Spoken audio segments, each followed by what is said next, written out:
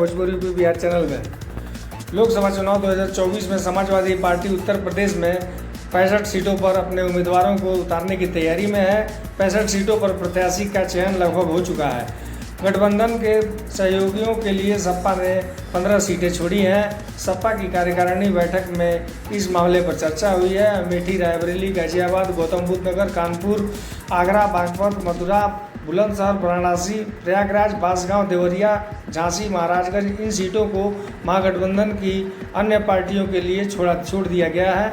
सपा के राष्ट्रीय सचिव और प्रवक्ता राजेंद्र चौधरी ने बताया कि वर्ष 2024 के लोकसभा चुनाव की रणनीति और अन्य विषयों पर चर्चा के लिए यह पार्टी राज्य मुख्यालय के सपा प्रदेश कार्यकारिणी की अहम बैठक हुई है।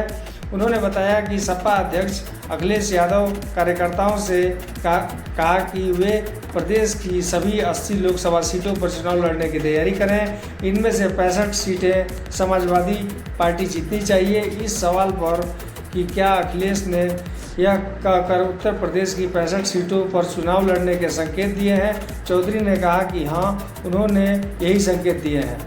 सपा द्वारा जारी एक बयान के मुताबिक अखिलेश ने प्रदेश कार्यकारिणी की बैठक में कहा कि आगामी लोकसभा चुनाव आने वाली पीढ़ियों के भविष्य को भी तय करेगी और उन्होंने देश के लोकतांत्रिक और संविधान बचाने का यह अंतिम चुनाव होगा।